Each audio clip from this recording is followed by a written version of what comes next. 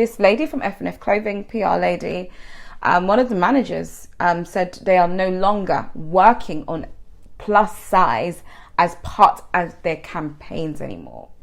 I was tokenized. Before you know it, certain brands were just pulling back from partnering with me. Yes, it affected my income. Yes, it affected my lifestyle. I am not going to sit here and lie about that to you guys. Hello everyone and welcome to Chanel's house. Now this video, first of all, let me just pull out a disclaimer. I have received some bad news, and the bad news, I have done a video about it, unplanned, but I just needed to get it off my chest.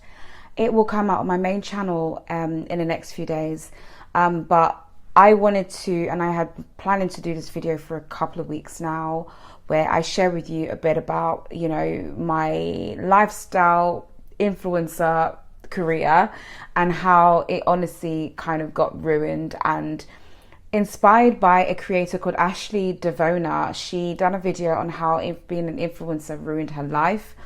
I know that might sound dramatic, but you'd be so surprised about what goes on behind the scenes. And I wanted to share kind of my version of it. Our stories are similar, being that we are from the same world, but she's happily pivoted into corporate, whereas I'm obviously still self-employed and, you know, doing what I do on this end. And she really inspired me, as I said, so please do check her out. Her content's amazing. It's definitely going to be a lot of you guys' cup of tea in terms of, like, you know, lifestyle, soft life type of content. It's really nice. But anyway, as I said, I'm not in the greatest spirits today, but I am doing my best to smile through this and just, you know, be positive, because yeah, I guess it's something I've been preparing for. So I guess there's not much excuses. So do please, I know you guys pick up vibes. Please do forgive me if you do pick up an energy that is not quite usually myself as I'm speaking about this. I'm in a very positive space right now, regardless, as in I'm doing good emotionally, mentally, healthily. I'm quite healthy right now, but I've received negative news, and so therefore just bear that in mind, okay? So I wanted to share with you how being a plus size influencer ruined my life. Now, I hope no other plus size content creators out there are going to be turned off by this video. This is my experience. I have been doing content creation for over 16 years at this point. I've had very major pivots. I've worked with various different kind of, you know, I've worked in various different things as a creator, whether that's makeup, beauty, fashion, and lifestyle. But I think the greatest part of what I built online was being a plus size content creator. I was very successful. In fact, it was the peak of my career as a plus size specific content creator. That's where I had the most influence, the most engagement, and I made the most money. I'm no longer plus size or considered as that. And we'll get into that in a moment, but I can't really kind of get into that until I kind of share with you where it started. So I was a makeup artist, and a lot of you would have known me as Amma Toffee. My sister gave me that nickname, and I used it as kind of like a brand name for myself as a makeup artist. This was before I started doing YouTube, okay? So I had a blog where I would upload like some of the makeup looks I would do. I used to do editorial for magazines, bridal, photo shoots, campaigns, whatever the lot, you know. I used to go with my makeup trolley, do makeup on models, and have content that was, you know, worthy for magazines, etc. Now, one of the things that I really tapped into, which was a great leg up for me as an influencer in the sense of a YouTuber, and also just content creation as a whole, is gifting. A lot of you guys will know what gifting is when a brand gifts to a creator some products, which they get to test and experiment and review. I got to know about gifting when I was a makeup artist. This was maybe, again, before, I guess, influencers as a whole knew that they could actually get products for free from brands. So I used to do magazine spreads, front covers, etc. And what I do is I will credit the brand. So it would be like Chanel Boateng using MAC Cosmetics, or Chanel Boateng using Chanel Beauty, Chanel Boateng using Giorgio Armani, whatever the brand, I would tag them in the editorial spread. And this was print, and contact the PR teams, and they will send me 3 makeup. And I thought that was pretty cool, because what I used to do is get that makeup, come online and review it on my blog. And honestly, these were the very early days of how I was able to build the foundation of what it's become, where, you know, it is expensive to buy makeup, you know, to buy a bunch of makeup and review. I was honestly blessed with these gifted opportunities, and I made it work. And so before you knew it, I started moving from my blog and doing content for my blog, you know, via some of the clients I would work with, whether like bridal, fashion, whatever. And then I would put it on YouTube, reviewed makeup such as Black Up. Chanel used to send me quite a lot of makeup, MAC Cosmetics as well, and various brands, you know. This was way before the Fenty Beauties, honey, way before Huda and everything. And so this was a great opportunity for me to showcase makeup and beauty, specifically in dark-skinned women.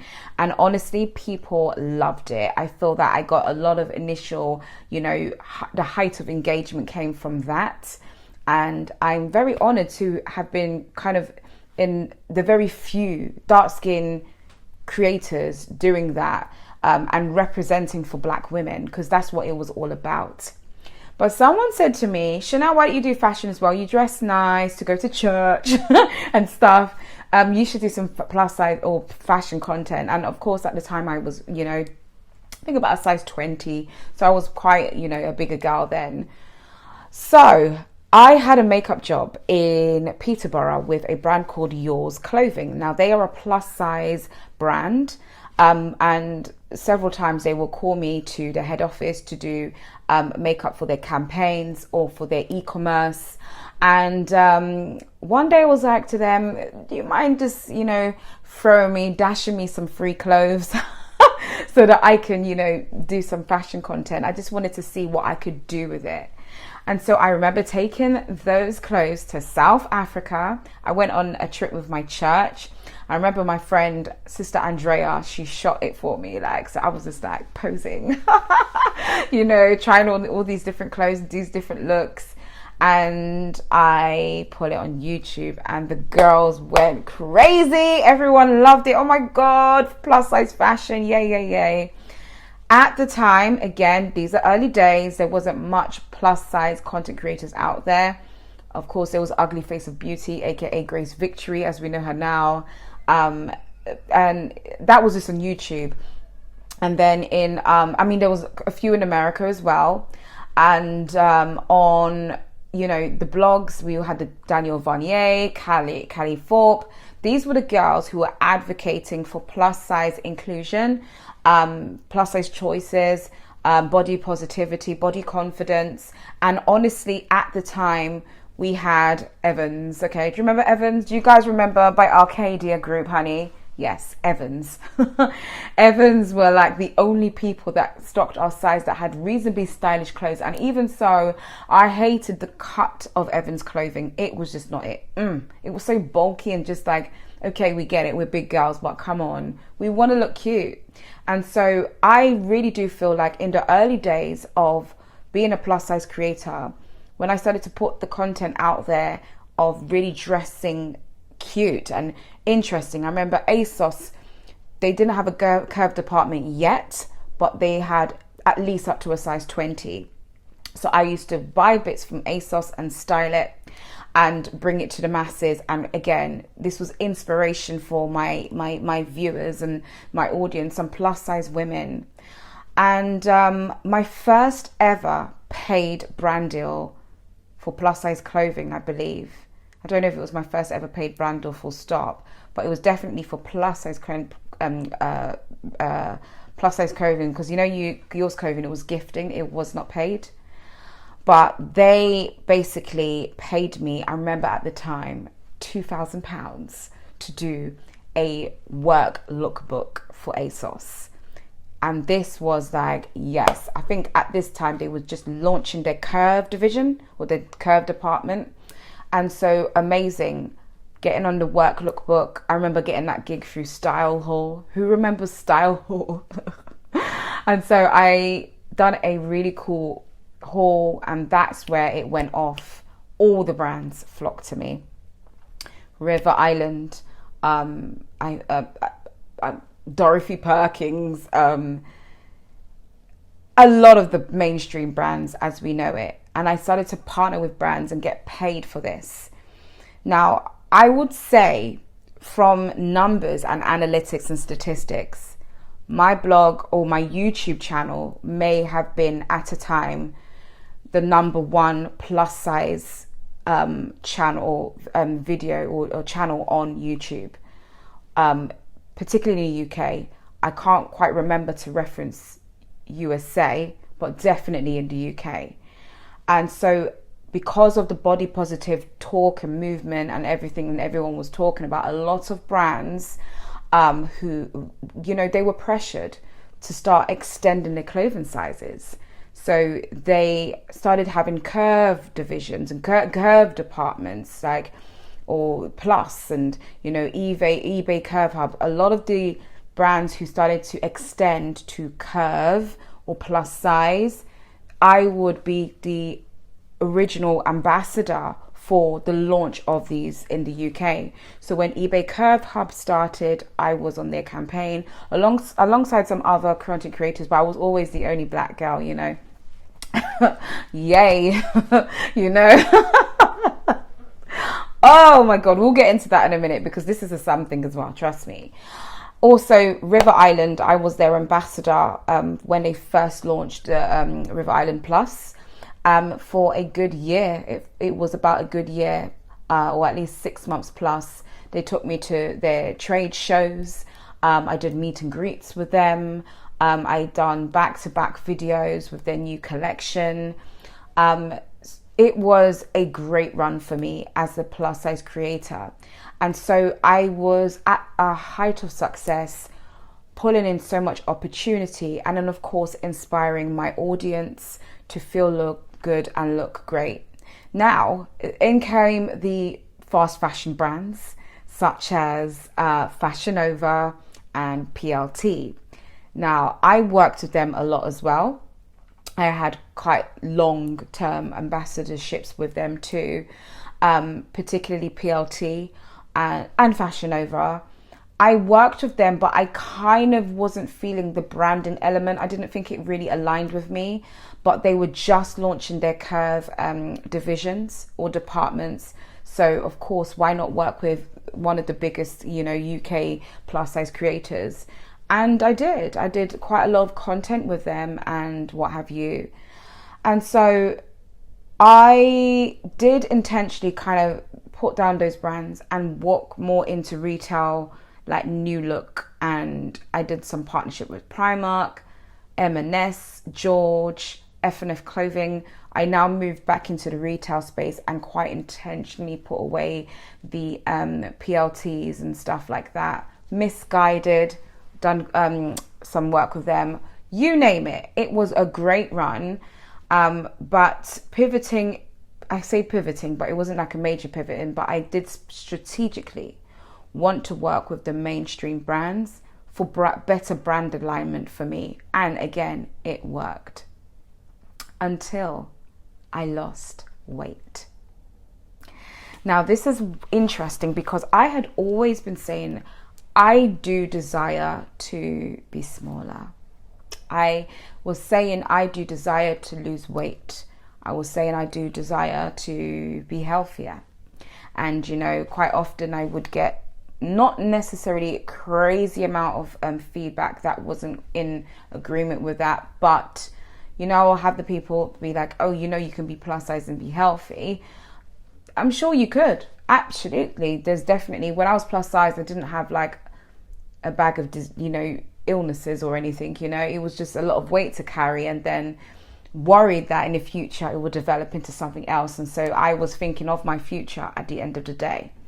And then of course I did my bariatric surgery in 2021, and it changed my life.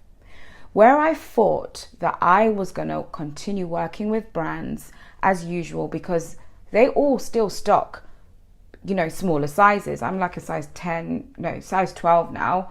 I could get away even with a 10 at my top because I'm quite small at the top. My bottom half is quite big, or broader. I could do, they have clothing ranges over that, so from size 10 up into size 24 plus. So I was hoping that I would lose weight and still have opportunities with these brands. No, that wasn't the case, because apart from that, I think one of the things that the brands gravitated to me was because I was also plus sized with a husband and children and a cute house. It was very much giving the token black family, the token plus size creator. I was tokenized, and that is something I couldn't even necessarily see whilst I was in the midst of it. Although I advocated against it sometimes, if you guys recall. Before you know it, certain brands were just pulling back from partnering with me. And not even just paid partnership, gifting as well. And since I'm no longer working with these brands, I'm just going to speak my mind, actually, because this was terrible, actually. So I was an ambassador for F&F Clothing for years. So every campaign they did, I was on their campaign. And in fact, F&F Clothing wasn't doing influencer marketing until I approached them. I repeat, F&F Clothing, Freddie and what's her name, Florence, they was not doing influencer marketing until Chanel Boateng approached them with my ex-business partner. This was when I was establishing my agency, Camel Group Global, or Camel Talent, and we were looking to partner with different brands. We were approaching actively different brands, sharing with them that, I have this agency where I work specifically with underrepresented, influencers of color. How can we partner? And I approached this specific brand, and they had never done influencer marketing before. In fact, we had a meeting in central London, and they shared with us that they're now kind of looking into influencer marketing. So they're so happy that we got in touch. How can we partner and stuff? And from there, we started to partner. So I was on all of their campaigns for the next several years after that. And even some of the talent we were looking after, we also brought them in on those campaigns. Amazing stuff. So when I had lost the weight, I had done my last few campaigns with them as, let's say, a size 16, 14, 16. And it was a Mother's Day campaign. I remember they had a lovely brunch. We all went. There are certain faces that always work with them routinely, including myself. I was the only plus size black girl who worked with them. And that would have been the last campaign I worked on, because the next season was the denim collection that they were launching, which I had done the previous year. So they was doing the denim, which was heading towards autumn, season. And I remember reaching out to the brand again, like, are we going to do a collaboration? Of course, because that's what we usually do. It was like, yep, sure. Got the rates in. My manager at the time was like, great, Chanel's ready. Can you send the brief? So we was waiting for the brief and waiting for the brief and waiting for the brief. Oh, before I get into that, I met up with one of the PR ladies.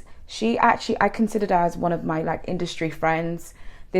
She was on maternity. I think she was either just about to give birth or she had just given birth. I remember I bought her some baby clothes. I met up with her in her area and I gifted her baby clothes, and we just had a cute little brunch catch up. This is where I remember, because the campaign before that, after the Mother's Day one or the Women's Month one, I was like, I wasn't quite in that last campaign. What happened? I just saw it come out online. And she was like, oh, well, nothing, we're just not working on plus size content, part of our content strategy anymore. I was like, okay. That's what she said to me. I repeat, this lady from F&F Clothing, PR lady, one of the managers said they are no longer working on plus size as part of their campaigns anymore. Now check this, you guys. A lot of these brands who got onto the wave of working with content creators who were plus size and, you know, doing body positivity, they got onto it because it was a trend. And this is how it ruined my career or my life, if we want to be extra about it. And I only got to find that out when, one, I lost weight, and two, when the trend was done. Look around you. Everyone's now losing weight, including Lizzo. You know, I know Lizzo has positioned herself as the leader of plus size body positivity, but I beg to differ. With all due respect, it's actually us bloggers. I love Lizzo to bits, but it was us bloggers. And of course, her, with her amazing talent and platform, she also projected it, which was very needed as well, because who are us little bloggers in it? But as I said, look around you. A lot of us have lost weight now.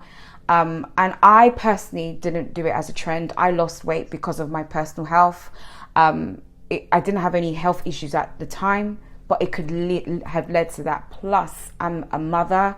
I want to be healthy and well in myself for my children. And honestly, I just got sick of carrying the extra weight, you guys. It is a lot to carry excess weight on you. My back was hurting. I'll be out of breath. I will choke in the middle of the night. It was a lot.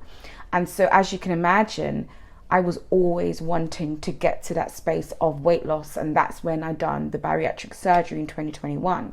But when this particular PR woman told me this information, I was like, girl, wow, let's see where it's going to go. She did say to me, don't worry though, there's loads of campaigns coming. You'll be on in the next one. Okay, cool. So the next campaign, which was the denim one, which was, I just started speaking about that. We had the quotes in and everything and was just waiting for the brief and the clothing to arrive. And nothing came. And my manager was hitting them like, what's up? Chanel needs to get this doing. It's due to go out on this date. They ignored us. Lo and behold, I woke up one day and I saw the denim campaign by F&F Clothing roll out on the interwebs. I said, wow. I called my manager. I was like, bruh, I'm not on this. What's going on? And he was like, I don't know what happened. And so he did get in touch with them and they didn't have an answer. But the answer all lies with that lady who said, we're no longer doing plus size as a trend. But wait a second, I wasn't even plus size at this time. So what really was it? Now, this what it was. They had replaced me with another plus size girl with a cute little family, by the way. Black woman, beautiful children, nice smiley face black husband, just like my ex. And they were using her. They used her as a replacement over me. And that's okay because I want her opportunities for her as well. But it really opened my eyes as to how I was used in this industry. You know, how I was used in this industry because of my weight and because I was, you know, I had a family, a cute little black family that you can, you know, have in the Heinz advert. Yeah. And interestingly enough, after that, because I now started watching their campaigns from afar, they didn't book her again. They didn't, and again, I went as far as looking at her engagement. It wasn't as it was for me. I had high engagement all the time. And hers wasn't as such. So maybe they didn't use her again after that. Understandable. Brands are obviously after the views and stuff. They're trying to sell a product. You can only imagine that's what they'll do. But I kid you not, you guys. This is where I really started to have my eyes open. And, you know, all the brands, one by one, started to just stop working with me. Yes, it affected my income. Yes, it affected my lifestyle. I am not going to sit here and lie about that to you guys. Things just became different. And I think my regrets at that time was finding it difficult to place myself in a newer space. Now, a lot of people was like, Chanel, you've lost this weight. this is what you should do. Use the weight loss thing as a thing. But it wasn't about that. My weight loss was a genuine personal journey for myself. This was a deep thing, spiritually, mentally, you name it. I needed to do this weight loss surgery for me. This wasn't something that I necessarily wanted to use as a new brand for myself. Otherwise, I would have easily. That would have been the easiest thing to do. I done some videos here and there just for inspiration purposes, but it was never going to be something that I was going to be consistent with, because I genuinely lost weight for myself, and that was that on that. And so I guess in the midst of not utilizing that, I did get lost. And honestly, this is where the darker days started to approach me. And the darker days being as in, you know, this was a huge letback and setback in my career. And so therefore, unless, I don't know, I really needed to figure out another pathway to continue growing on social media that was authentic. For me, it was about authenticity. I wasn't about to just put out things for the sake of it. At this point, I was sick of being performative. And I think I would have loved to just pivot into something that would have just been like, hey, this is it, let's go. But it really didn't come in that way. And behind the scenes, there was me dealing with a lot as well. Of course, you guys wouldn't be privy to all of that because it was private. And my focus really became a blur. Brain fog most of the time, just not even knowing where to move next. Then apart from that, I had some online hate. I had to deal with my divorce. I had to deal with becoming a single mother again. I really didn't know how to resituate myself and just reposition myself, because I didn't want to put out something that was forced to, because it was the next phase of my life. And so therefore, I don't blame anybody for that. That's my choice and my decision, absolutely. I knew where my heart was going with all of this in terms of just going back to Ghana, doing some work in Ghana, obviously becoming a queen and stuff. My heart really is, as I said, back home, and I'm passionate about doing more or less philanthropical or social impact work back home. That's kind of where my heart is now. And I mean, I'm not completely out of it where I can't live. I can still buy new clothes. I can still do my makeup and still look beautiful and stuff. It just obviously has come with a lot of change in my lifestyle, which I've come so accustomed to and I absolutely love. I am the bicycle girl now. You know, I love being on my bicycle. I don't even, if you give me a car right now, I don't even want it. Not now. Let's get to the colder months maybe. But right now, I love my walks. I love nature. I love just being free and not being tied down to a lifestyle that the internet wants to see, particularly.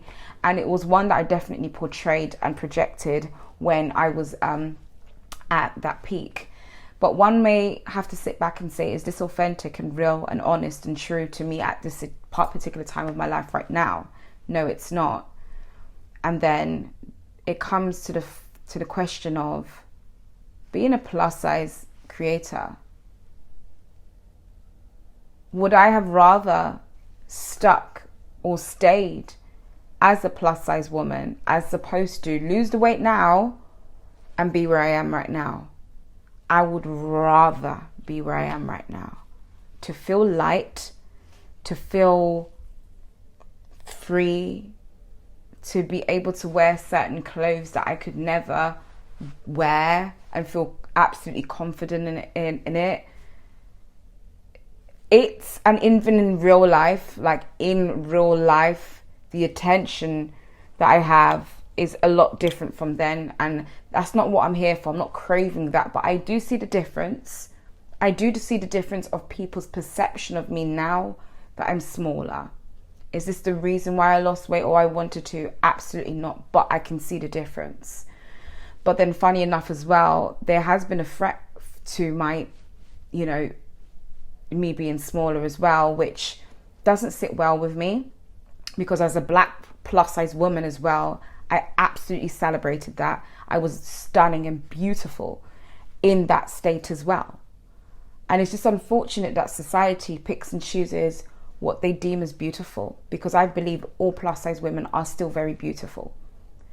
And, you know, I've learned my lesson now, and I understand. I think the most thing I'm taking about of this is like, be careful with trends, because clearly the plus size body confidence, and that was deemed to a lot of these brands and stuff as a trend, something to jump on now. Now everyone's going back to being skinny. Everyone's going back to being slim. Even the celebrities in that, they're taking their, you know, their implants out of their bums, and, you know, they are trying to be less curvier now. The whole slim aesthetic is back. And it's like, another trend, is it or not? Until we start loving being plus size again. Like, when would it stop? This is why, for me, I would rather be in this very peaceful space here and not do any of all of that, because at the end of the day, I will always have myself to fall back on, and I may not fit what is seen as interesting or trendy at the time, which is a danger zone to put myself in. And so, yes, you guys, that is how being a plus size influencer ruined my life. But I'm in a better space now, and I'm in better spirits. So thank God for that. I hope you guys found this video interesting. I'll be interested to see your thoughts. Check out Ashley Devona again, who I was inspired to do this video by. And you will see me on the next video.